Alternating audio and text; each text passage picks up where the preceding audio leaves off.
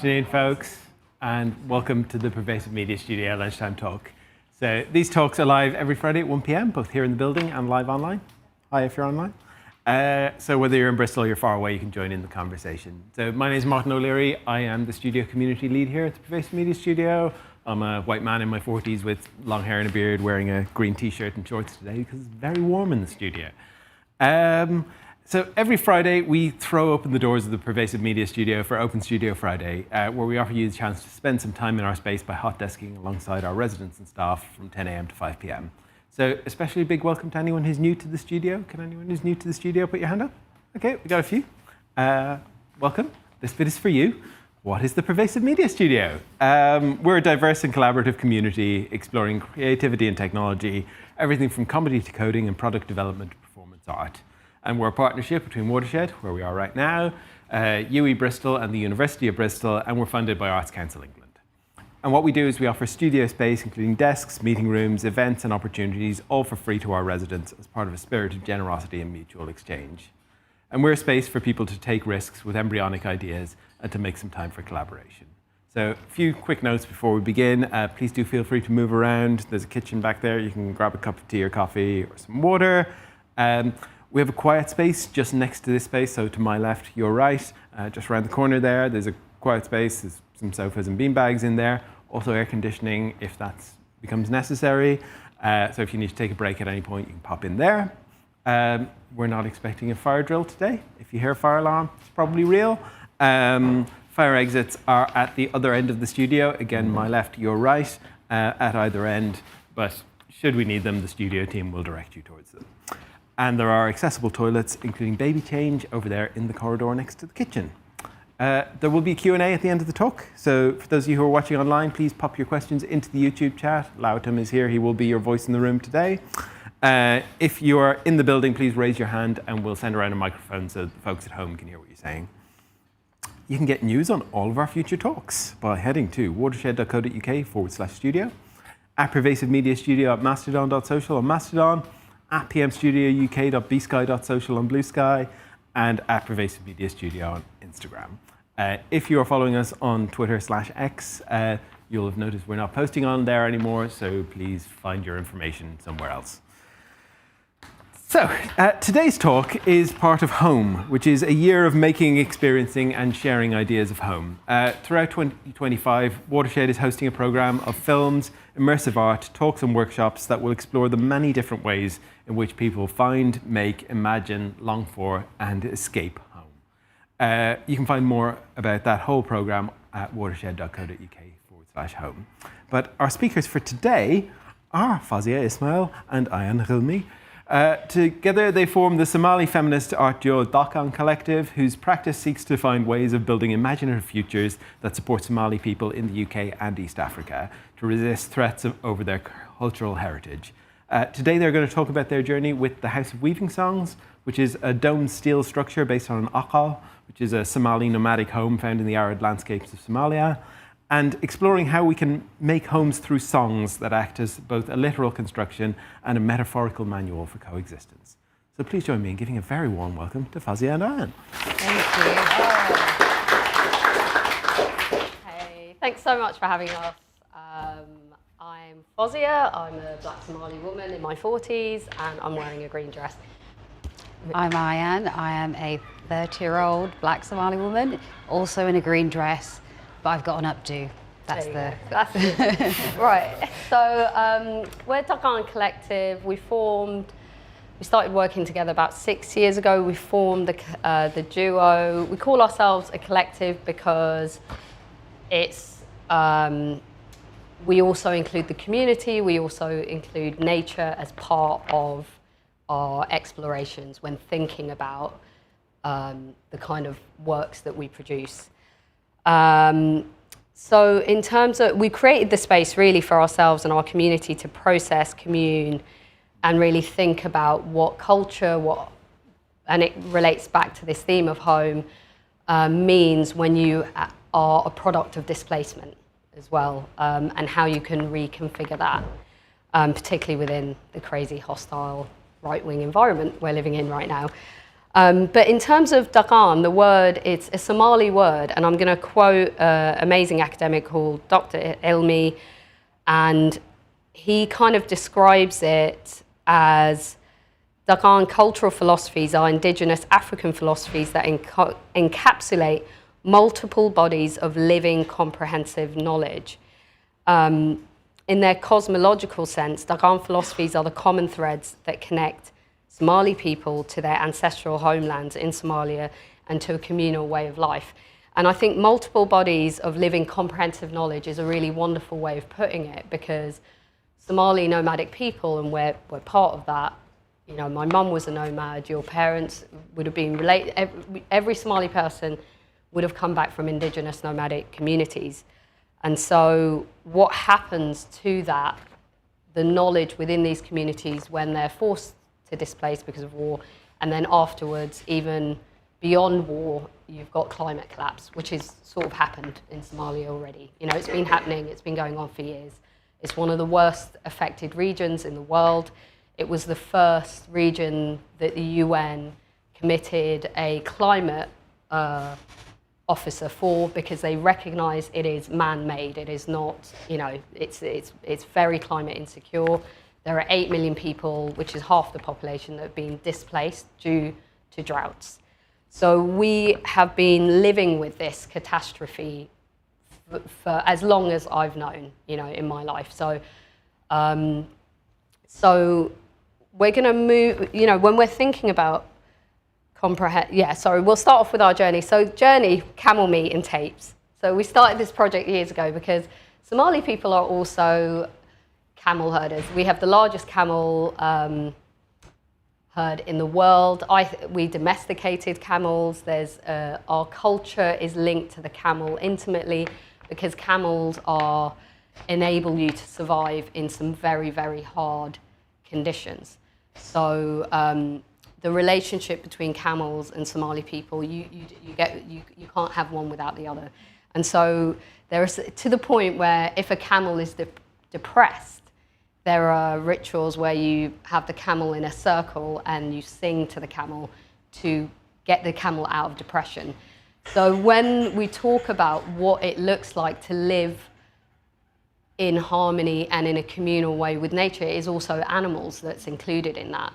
And so the rights of animals are really key, and there's lots of, you know, ideas around like the power of animals as well. So, you know, getting the evil eye from an animal if you mistreat it. There's a real symbiotic relationship we have with camels, because there's no way you could survive as a nomad without them. So that was our first project, was exploring this relationship that Somali people have to camels. And then we did Audible tapestries, which Ayan's going to talk about later, and then that led to House of Weaving songs. So here you've got a Galool tree, which is, we did this project with Eden, which was really great to get a chance to bring this tree. We brought a kind of acacia Galool tree to life with songs. So we worked with some elders to create a soundscape based on their knowledge of this tree. So the Galool tree is basically, it is the tree of life. It's seen as the tree of life. You make from it. So they really rely on this kind of shade. But on top of that, the processing of bark it's got some amazing properties, the bark of the tree. So antiseptic. It's used for medicine. It's also used to make the wedding rope. That women will get married, and inside the bark is processed in a particular way for certain rituals like the wedding. So this tree represents a real importance to how nomadic communities also survive. So it's not just the camel, it's also where do you get shade, where do you get, where do you get materials to build your house from. So the Galool tree is a really key part of building the home as well. We've got a song, I think we've got some sounds here so that you can hear some of the songs. So when we talk about songs, oh, sorry, we listened to it earlier. Yeah, so this is a song.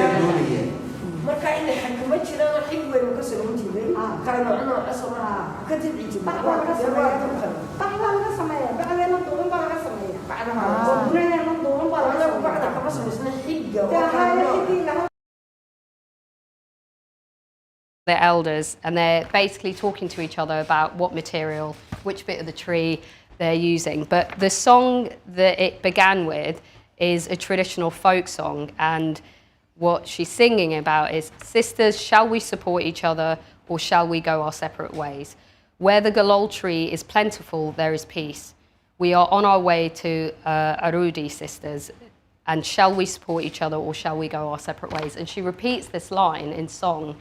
And so the communal aspect and the way of living is a really, it's kind of passed down in songs. So the songs are also instructional manuals about what materials you use to build your home from. So when we were working with elders and we were learning all of this stuff, it was really beautiful to learn about their particular relationship to home being made from your local environment and from nature, and this kind of lovely understanding of what it means to actually inhabit a planet that you live on from the ground up, not anything like this, but where you are, it is you and that landscape. And so you can't survive without working together. So Somali nomadic culture is hosting, it's communal, it's something we've all grown up with. So then how do you recreate that kind of sense of home? And that's a lot of the work we do, is just trying to really recreate a sense of these kind of processes. That's a dance, like all of these ways in which you create community that is kind of lost with displacement and is lost by the very kind of individualistic way in which we live our lives in this country, and the way that Western life is just set up to be capitalistic and individualistic, which is why the planet's fucked, basically, excuse my language. But so we're trying to recreate a different, what are the alternative ways and how can we use the elders' knowledge to kind of be influenced in our decision making going forward. So Somali culture has roots in nomadism and refuses to place emphasis on written stories or material objects. Instead, stories are told through a collective lens and center creative actions such as weaving textiles or preparing food. Making together allows stories to be told and untold, made and remade, and ultimately inherited. So we often work with Somali families, they're kind of intergenerational gatherings. We work with kind of grandmothers, mothers and daughters. We kind of struggle sometimes to kind of explain some of the magic that happens in these weaving workshops and in these gatherings. But we created a small publication called Weaving Spaces, which kind of captures some of the work that we do, which will have some of these on display in our studio later on today and across the weekend for Spike Open. But I'm going to read a small excerpt from it, which I hope kind of captures some of that magic. In the weaving workshops, what stands out to me is the speed of conversation, the rhythm of song and speech. The moments with our elders are spent sitting with them to hear their stories. Conversations are like fireworks. If one person's memory is triggered, you know others will come. There is magic in shared memory. When pieced together, there is an aliveness to it that text could never capture. These memories are the stories of their lives, the stories passed on to them, which in turn become our stories to be passed on, living in us to be shared on.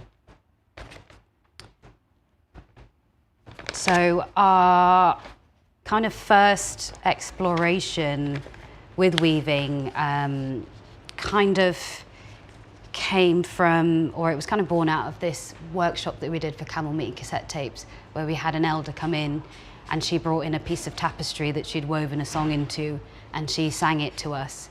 And it was like a sheet of music, and we were incredibly inspired by it. So we wanted to learn how to weave and to engage with our kind of cultural practices.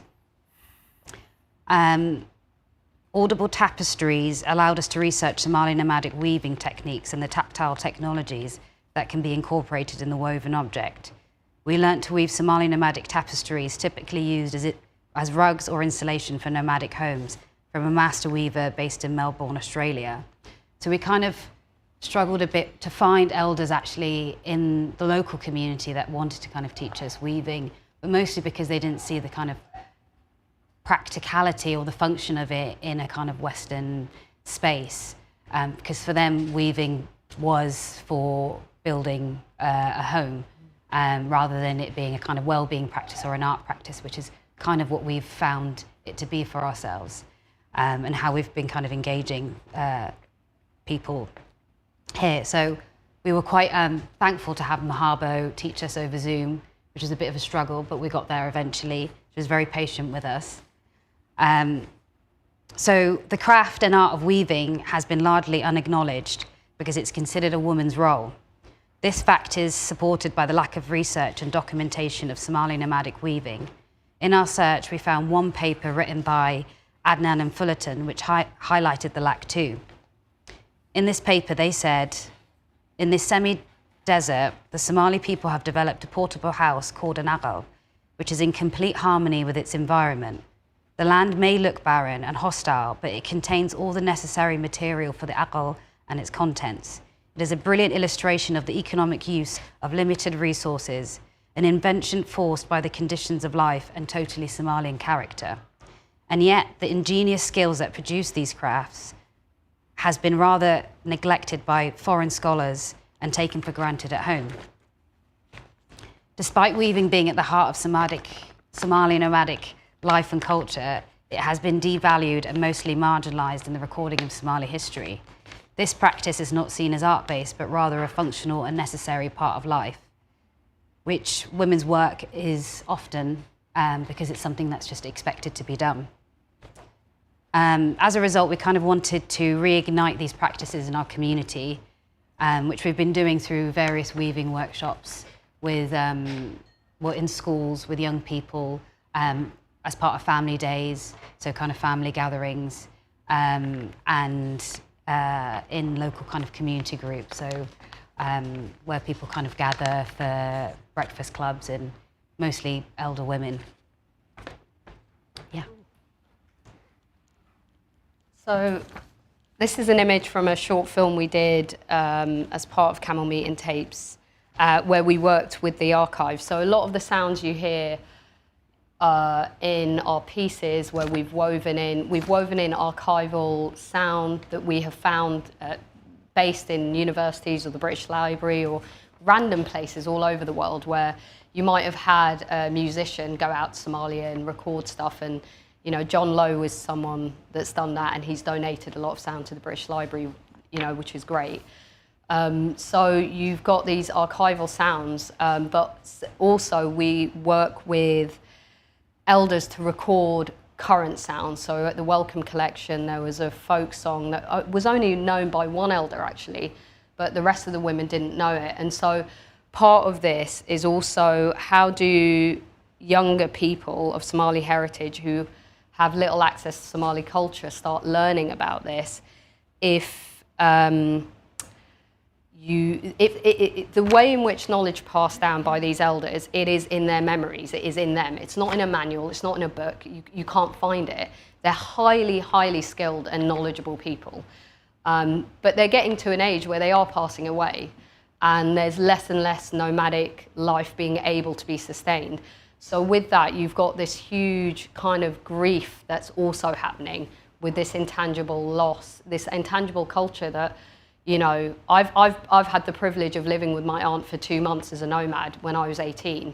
And so for me, I would love the kids to do that as well, my kids to do that. But I just think it's going to be harder and harder to have that kind of relationship as people move away and into cities. And so we're really engaged with this cultural recovery, and also because of the civil war, quite frankly, so many Somali people fled. It was a horrific genocide, all sorts of situations. So as soon as you know, this kind of looking back to our roots we've never had a chance to even do that while trying to establish ourselves in various parts of the world. I would also say, I feel like migration is a big cultural disruptor for people. Yeah. So it's really hard to kind of hold on to cultural practices when you're thinking about surviving, and that's your key kind of aim. Yeah. And so, you know, in the context of home, like, how do you even do that if you've been forced to move and then move and then move again? And it takes a while to settle. So, you know, we're really keen in what are the things that we can learn about this practice where people can re-engage with it, because it's really great for your mental health and well-being. So in terms of the community feedback we've had, you know, it's just been really wonderful. So, you know, you've got one person saying here, I'm so happy to be doing this, learning to weave how my grandmother used to weave. I've seen the weaving work in the villages in Somalia. I've seen the Aqal buildings and designs there.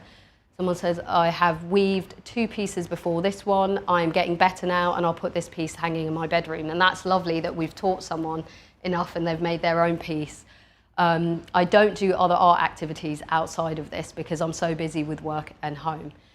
Can this happen every week, please? So we were inundated with people asking for more workshops, and people, particularly with, if you've got someone, you know, with dementia. So we've worked with, you know, mums in their 40s who are looking after their kids and also looking after parents, carers, who love the session because they can bring their mum along. And, you know, there was a mum who had dementia, and actually she was able to sing, she was able to do everything, but otherwise she was pretty silent at home. And there's something that happens to elders we've worked with who have dementia, who it reignite, it kind of brings them back to something that they can remember and are familiar with from childhood. And that's something really magical that we really want to explore more and hope to offer more of these sessions elsewhere.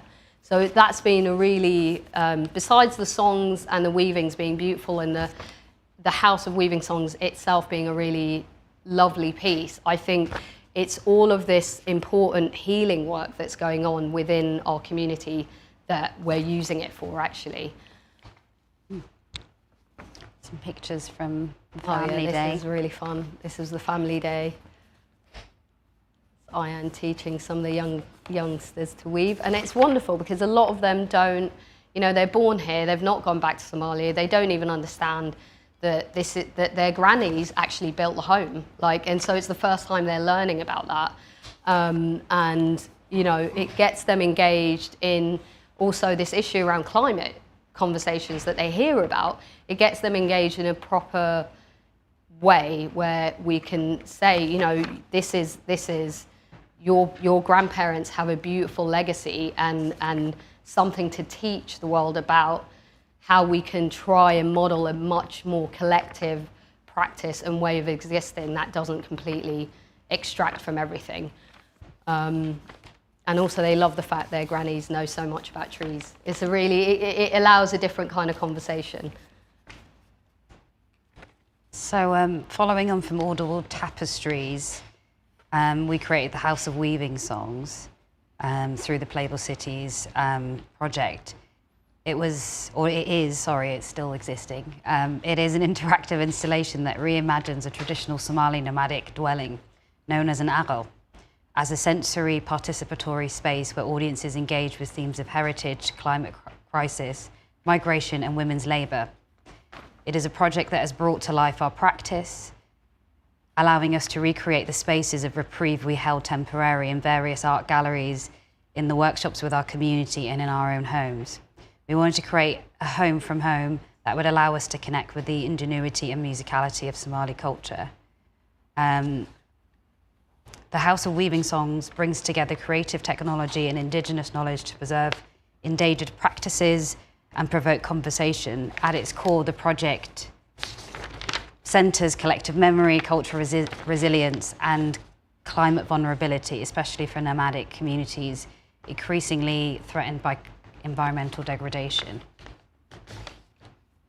I think what's interesting as well with the House of Weaving Songs is that it's actually connected to everyone. It's not just been Somali people that have been moved by it. We've had so much really moving feedback from people from Australia, or there was an Argentinian woman who came back twice when we were at the South Bank who said it reminded her of her grandmother's weavings, and all of the, you know, ignited, it was really moving to see it actually had a wider appeal.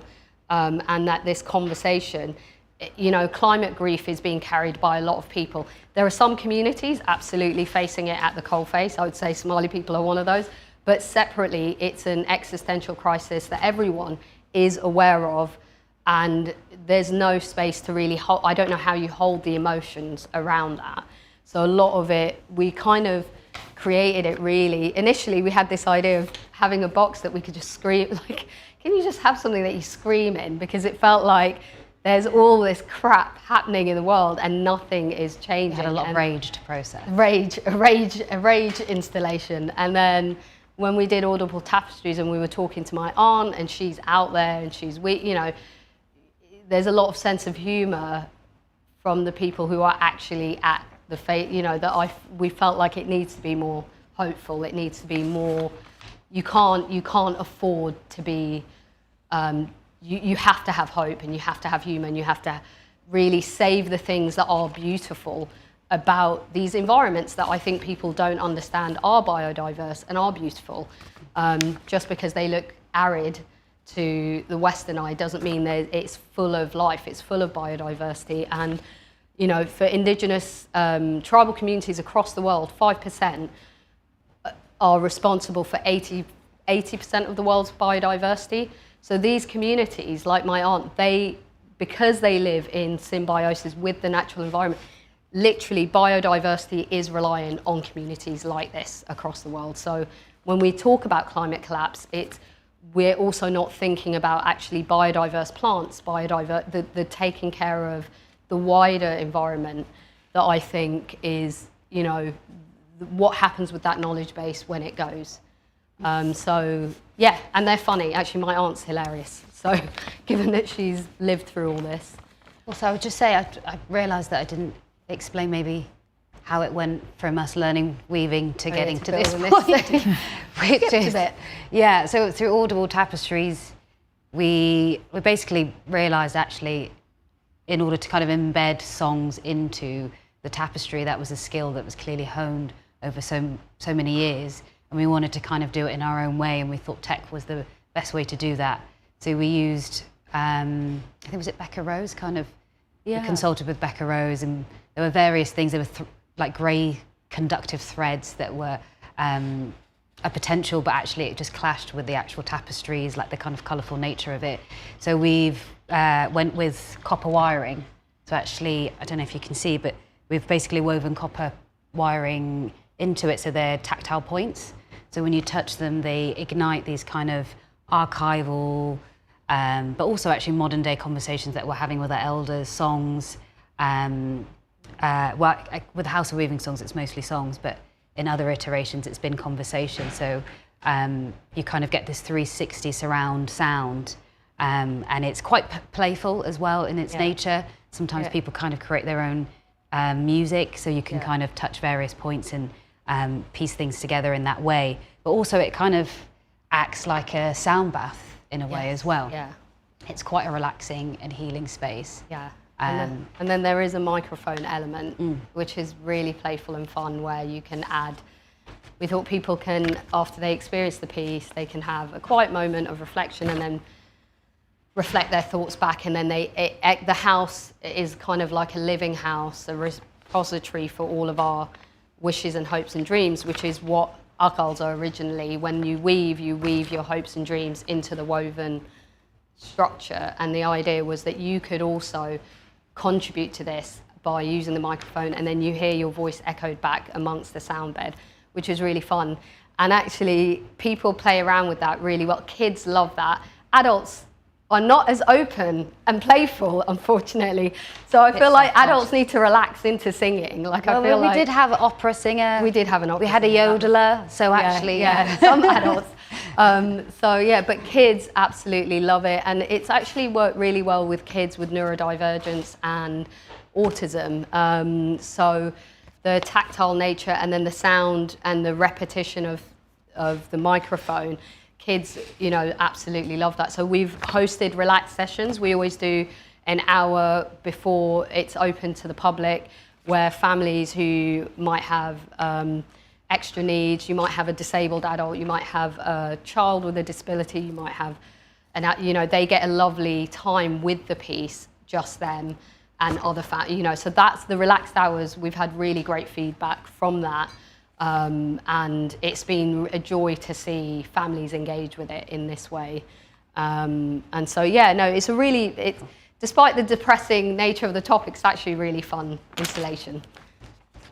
This is just some backstage photography from us. That week was hard. That was a hard week, playtest.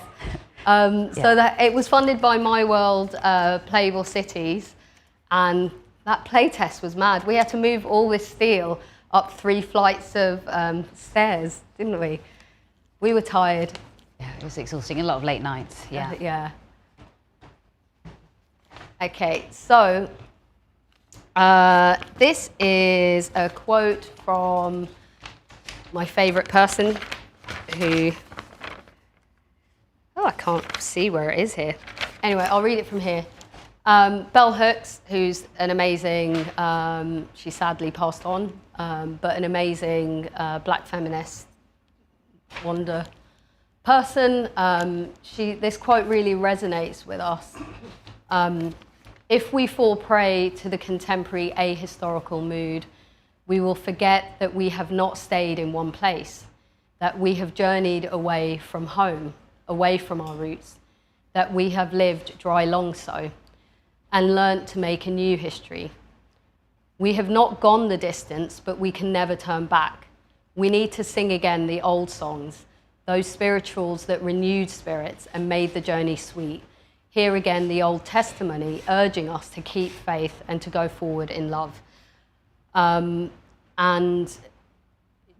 Dry long so is an African American idiom meaning a sense of being that exemplifies the kind of average African American way of being, doing, and thinking. And I feel like this kind of, I don't know. I mean, there's been a lot of pain in our community. There's been a lot of disruption due to racism, due to racial capital, and it's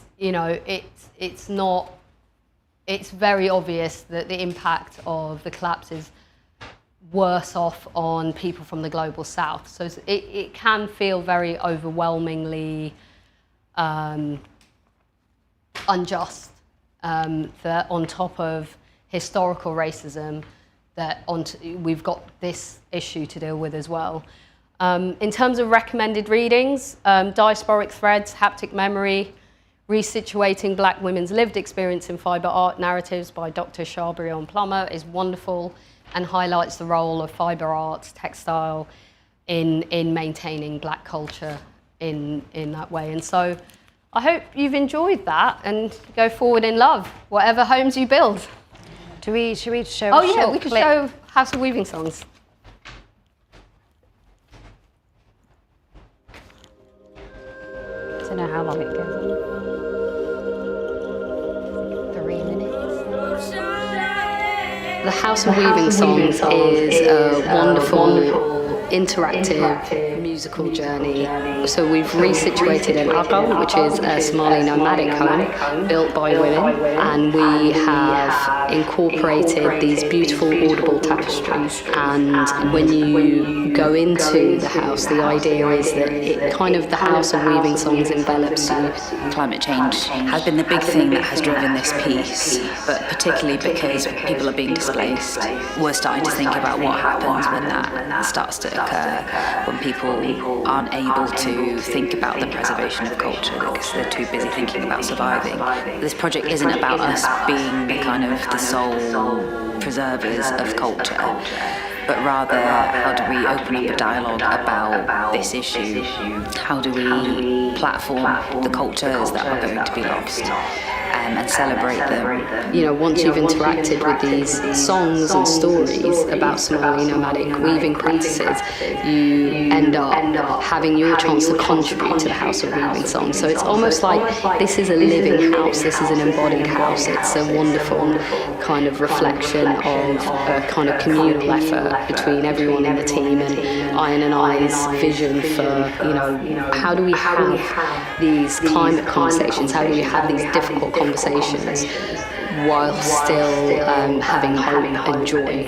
The thing that we wanted was people to feel like they're not alone. So having the voices of some of our elders, having the voices of others that have been through the Aqal previously, it's layering those sounds and voices so that you didn't feel like you were alone, but you could kind of express yourself however you wanted. And with the audio, really, we feel like no translation is needed because actually the music, the kind of the rhythms of the conversations, the way that Somali people speak, it doesn't need to be translated. There's a lot of laughing that happens despite the depressing topic. Actually, I feel like Somali people have had to deal with so many difficult things that I feel like laughing and humour is such a part of the culture and joy is such a part of the culture, and so we wanted to make space for that and have a different kind of conversation about climate in Bristol.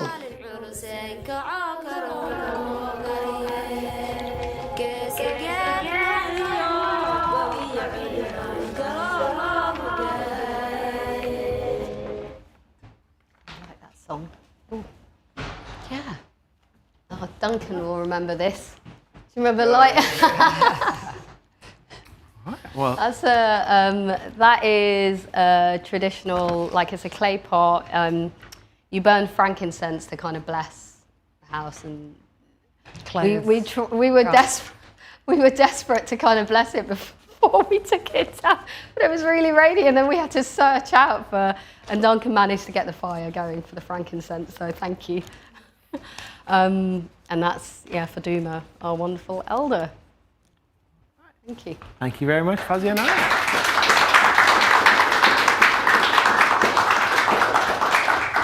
We've got plenty of time for questions. Does anyone have a question? Yes, sorry, can I just get you a microphone? There you go. It's just so folks at home can hear it. Hello. My name is Abby. Hi. Hi. Thank you for your talk. I have more questions about the technical aspects of the piece in terms of when people are visiting, they've had the experience and then they're able to contribute. What happens to their recordings and how is it managed? I hear that. It's only for it. The house echoes it back for about 3 seconds. We're very anti-capitalist. Yeah. We did not want to keep people's voices, and we keep saying that to people. This is not an extractive piece, this is a healing piece. And so, it literally disappears. We don't keep any of the data. Also, we're also, in terms of keeping it as well, I feel like that may also hinder people from being a bit more free in that space. And so how long is it because it sort of echoes back. Yeah. I just wondered how long that... I think it echoes back for about 3 or 5 seconds. It's quite short, actually. Okay. Yeah. Yeah, so yeah. Just are you're yeah. as a visitor, experiencing this. Yeah. You're interjected into. Yeah. Yeah, and it's a delay from when you speak, isn't it? There's a slight delay, and then. Yeah. Okay. Yeah. And it's like softened a bit, so it doesn't sound exactly as you would hear yourself back. Yeah, and you've got a kind of bed of one of the songs within the house, so it's kind of almost your voice is layered with. Yeah, and also people as they go around, they kind of find bits of song that they can kind of re-sing, and so it's kind of almost very interactive and call and response kind of thing. Yeah. Yeah. No worries. Hi. Hello. First of all, I just wanted to say, I had to cry. Oh, Joe.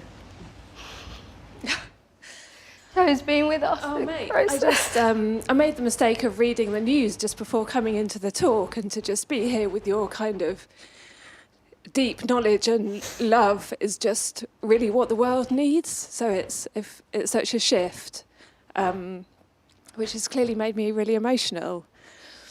So thank you. My actual question is thinking about your own kind of homemaking practices that you've been developing through your work.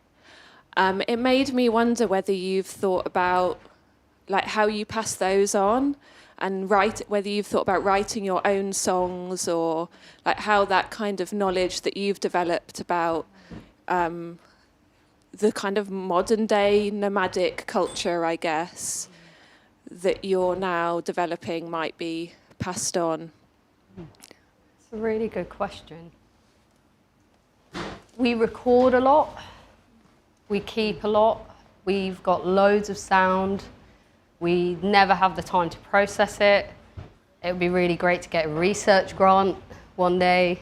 I think what's tricky about this is knowing that the sounds and the songs are dying out all the time. So I think the approach that the West, you've heard of loss and damage by the UN, which is utter bullshit. They never pay out. They never pay out. So there are certain regions that they talk about most affected by climate. And basically it's almost like weighing up in financial terms what it's worth. And it's, for us, it's like this is our people, But, so I don't know how you can equate it with money, because these are songs, these are what make us human.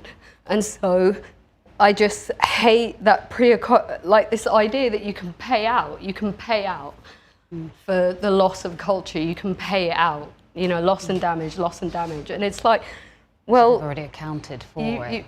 You've already said, it's like an obituary that you've accounted the cost of all these millions of people dying and being displaced, and saying it's okay because they're black and brown and poor, And so for us, by making this piece, we're saying it's a still living culture, and we're not going to die quietly.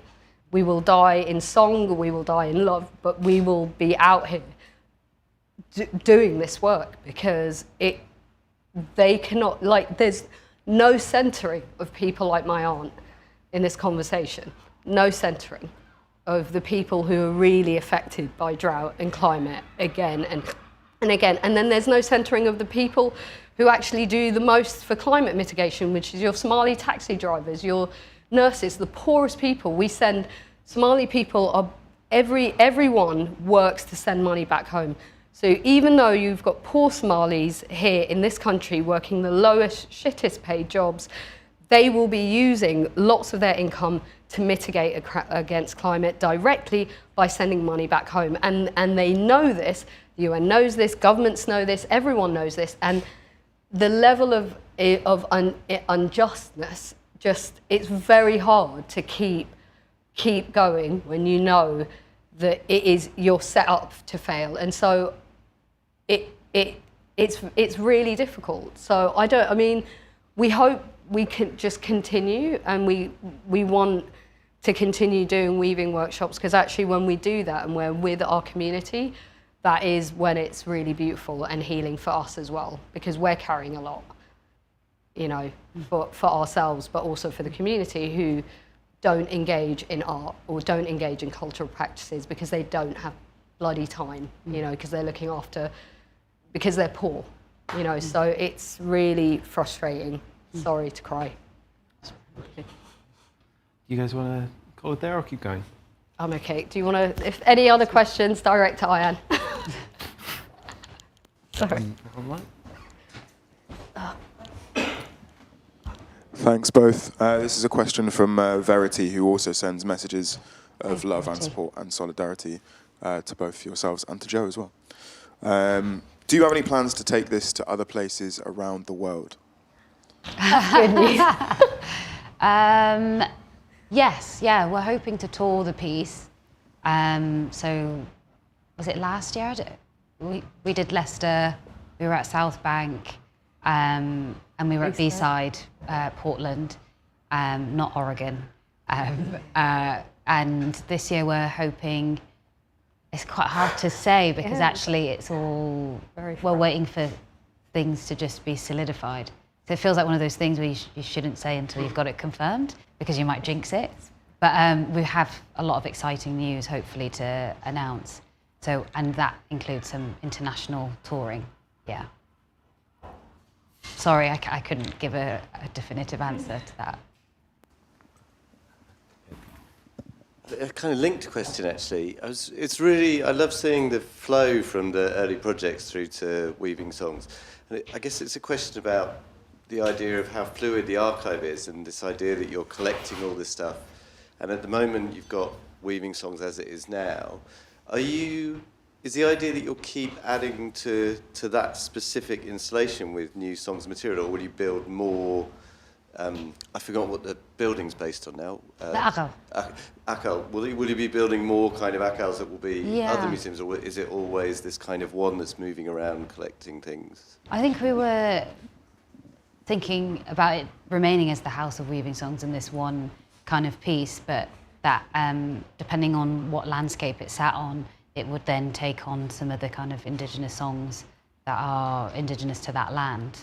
I mean, as it's currently stands, we haven't really had the opportunity to integrate any new kind of songs.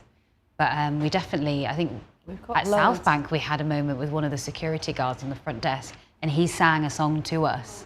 So we've got that recording, and hopefully eventually we can incorporate that. But we kind of have moments like that where, there are new songs that we're recording, but we actually haven't had the opportunity to integrate. But also, as it is, we are still incorporating or creating new tapestries. So at the moment, we're quite limited with our touch points. So actually, we have a lot of archival material, or archival songs, sorry, as well as kind of modern day songs that we've recorded that have yet to be included because there just is limited touch points. So we have kind of had to decide what things we place in, and actually sometimes we'll alternate depending on where it sits, just so that for us it's much more fun and interesting to have a different set of sounds playing. I don't think it makes too much of a difference to audiences. Any other questions for the audience? If not, I think we'll say thank you. Thank you to Fozia and Ayan. Thank you. Sorry about crying.